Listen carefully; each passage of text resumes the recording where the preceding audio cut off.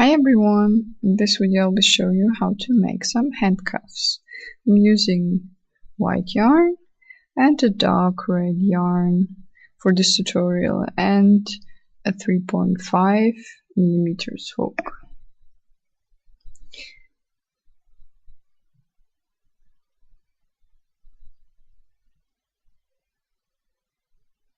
I will crochet with both strands at the same time. First we'll make a normal knot, but it's not really necessary, only if you like to. I will crochet with these two strands like with only one. And you should take a hook which is bigger than you use for only one strand. I will use this one because I like tight stitches for cuffs, and these cuffs will be warmer and they will keep shape. If you use a thinner hook, your stitches will be more airy and your cuffs will be more flexible.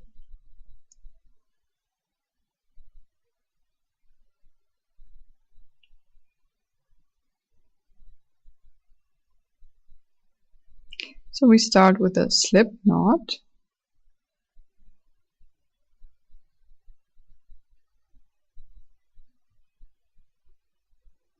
And after this, we have to crochet the base. I will start with chaining stitches for a ring, which should have the size for my hand.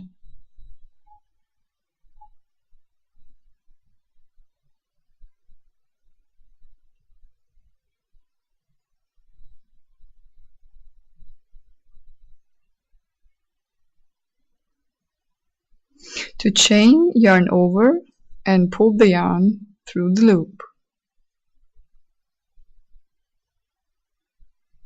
Yarn over again and pull the yarn through the loop. I do not tighten my stitches, so it will be easier to crochet. This cuff should be stretchy on my hand.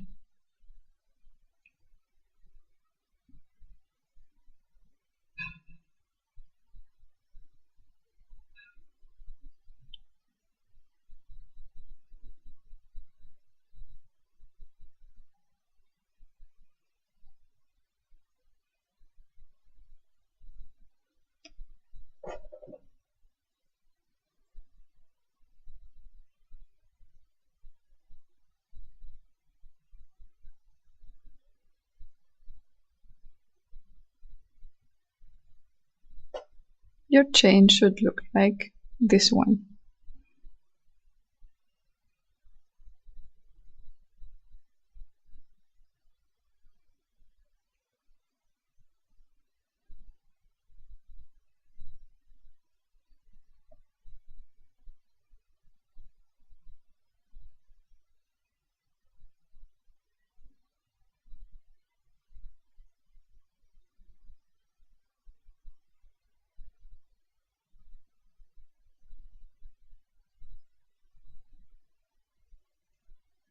After some stitches, make sure you have the desired length for your cuff. You should crochet so many chains that you have enough place not only for your wrist, but for your thumb.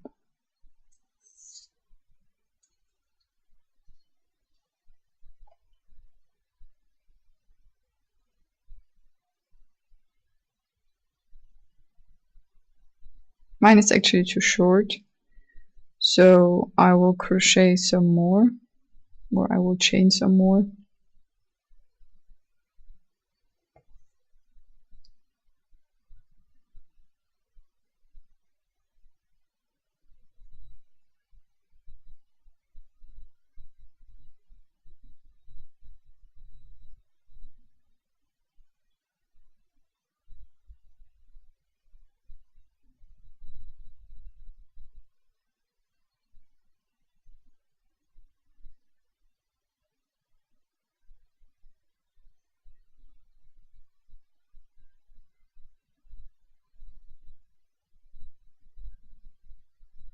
Okay, this is too much.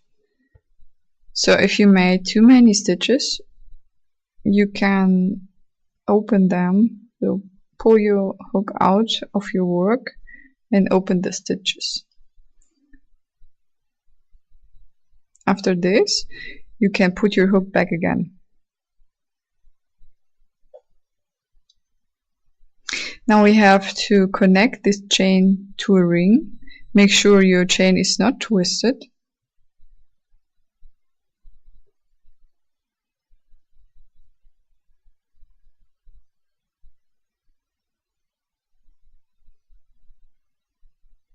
And put your hook into the first stitch you made after the slip knot.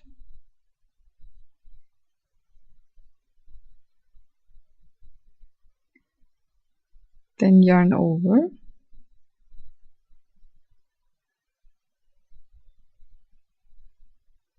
and pull the yarn through both loops at the same time.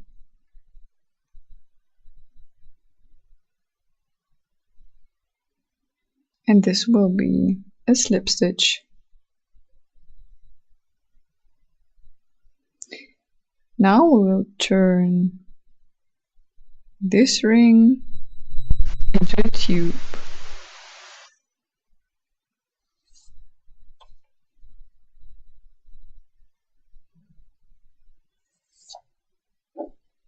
For this we will be using single crochets. Push your hook through the next stitch and then you have 2 loops on your hook, yarn over and pull it through the first loop. So now you have 2 loops again on your hook, yarn over again and pull it now through both loops. This is a single crochet. In the next stitch we put our hook again, yarn over and pull it through the first loop. We have 2 loops on our hook, yarn over again and pull it through both loops. This was a single crochet. We'll be doing this with all other stitches too.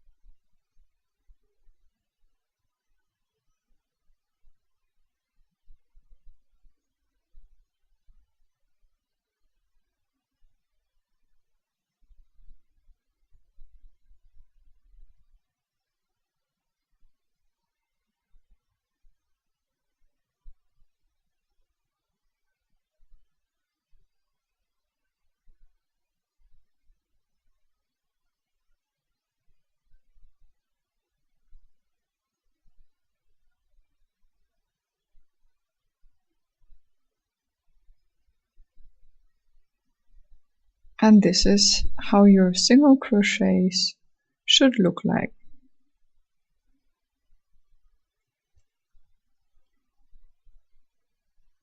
Now we have to crochet this way until we have the desired length of our tube. Our ending point will be the thumb opening, which we'll be doing afterwards. It doesn't matter which length you like. Your cuffs could be short or as long as your arm.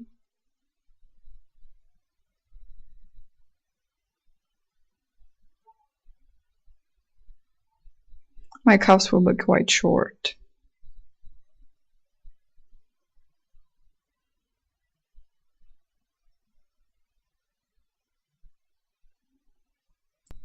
This is how your tube should look like. And now we have to do the hole for the thumb.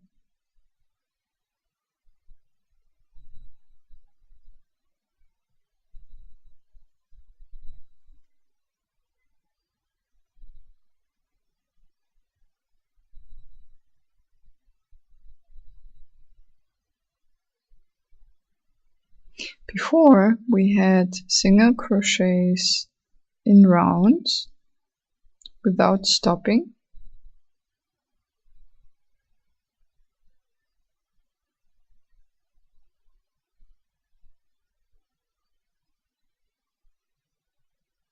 And now we have to chain 1. This will be our turning stitch because we won't crochet in rounds, we will crochet backwards. So chain 1.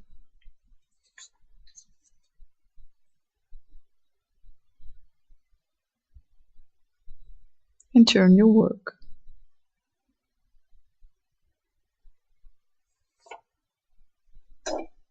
If you don't chain, your amount of stitches will decrease.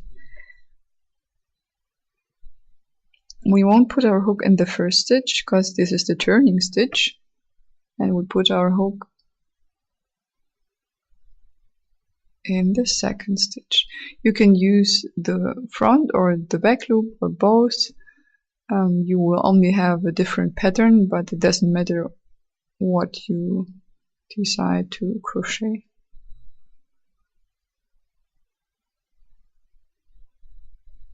I will crochet with the front loop because it's faster and you finish your work in a shorter time. So we will crochet until this point and we will leave 1 stitch open for the thumb opening. And we crochet in single crochets. Put your hook, turn over, pull the yarn through the first loop, yarn over again, and pull it through the 2 loops you have on your hook, which we made already before. Normal single crochets until we finish the row.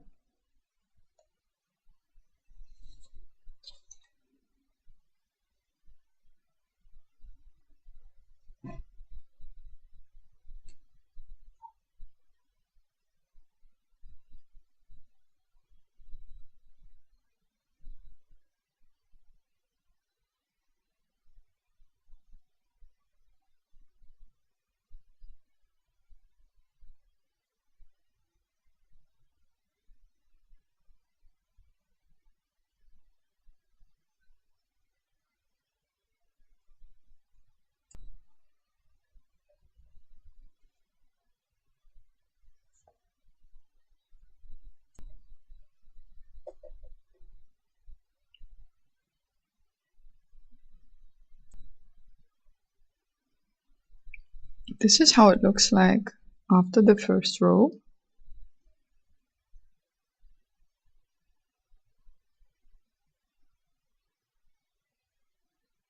We will leave the stitch open for the thumb.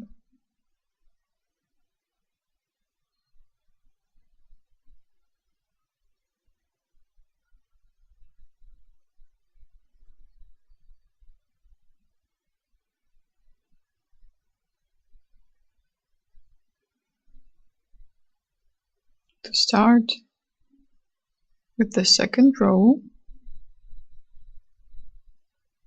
chain 1 again.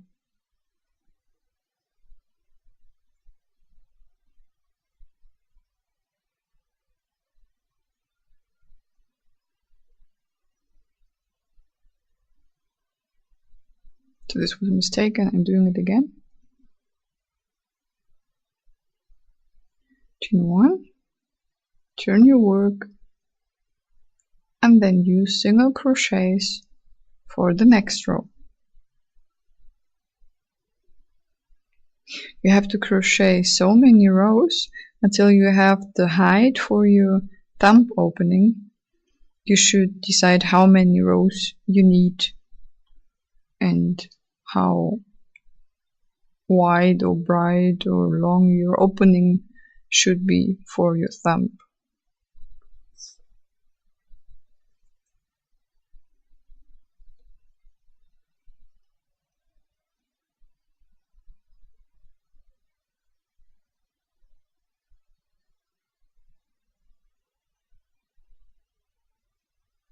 So you have to crochet backwards and forwards until you have your desired height.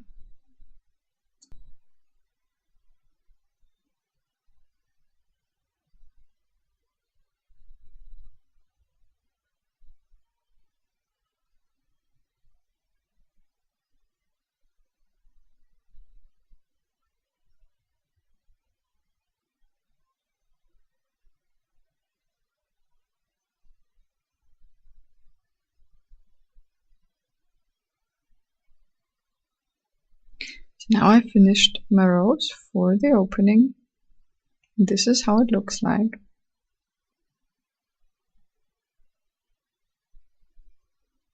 And the next step will be to connect these two edges together again.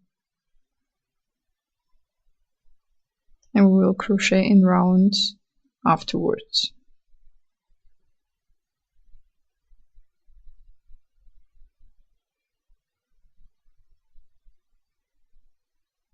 So I will put my hook in the stitch again.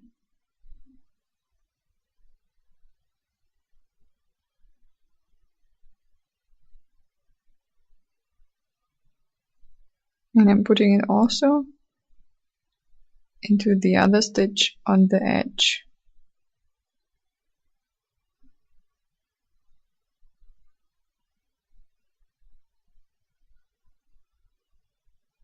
So the hook will go here, yarn over, and pull the yarn through the first loop. We'll be doing a single crochet,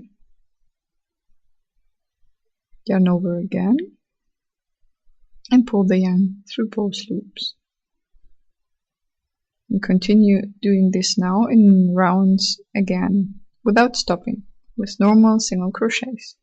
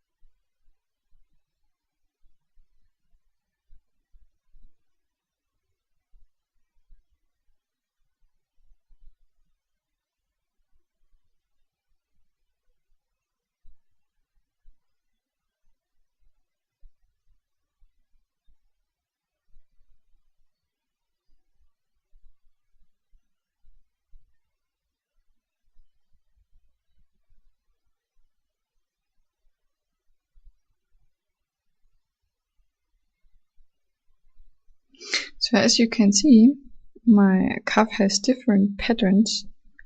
This depends on which direction you use for crocheting.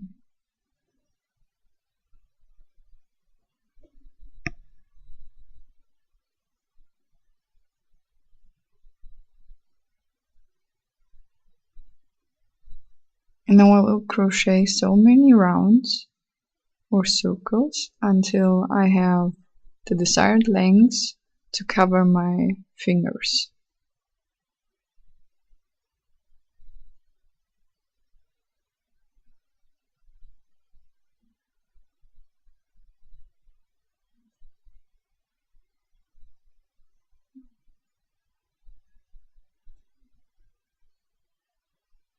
And this is how it looks like after I finished the rounds. You should decide how many rows you need to cover your fingers. It doesn't matter how many they are.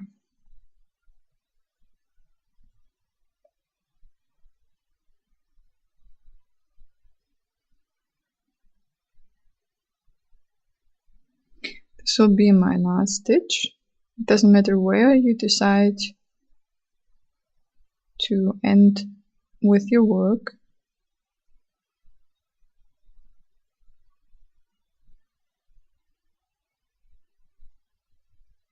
And I will cut the yarn.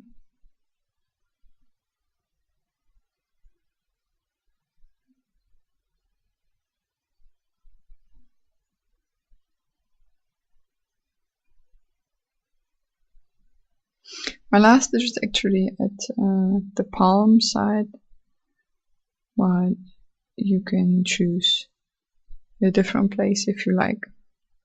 So for the last stitch, put your hook into the stitch and choose both loops,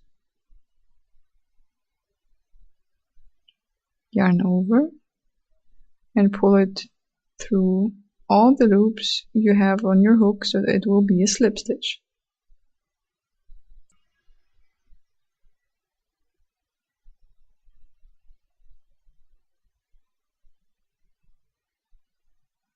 Now yarn over again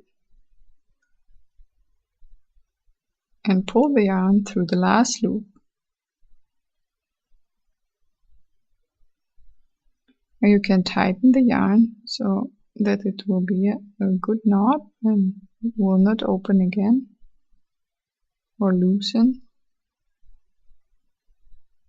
And to hide the yarn, you should turn it, or you should turn your work to the other side, not the yarn.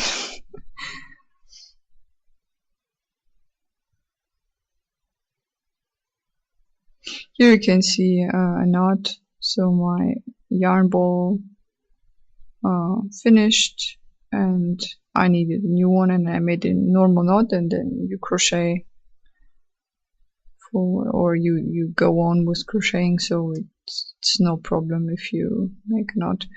So to hide your yarn, I put my hook into the work, a zigzag form forwards and backwards. You can also make shorter parts, or you can put your hook not only twice but 4th time or so, and then you pull the yarn through your work into to the inner side so that it can't be seen on the other side. Then you can make this again because our yarn is quite long.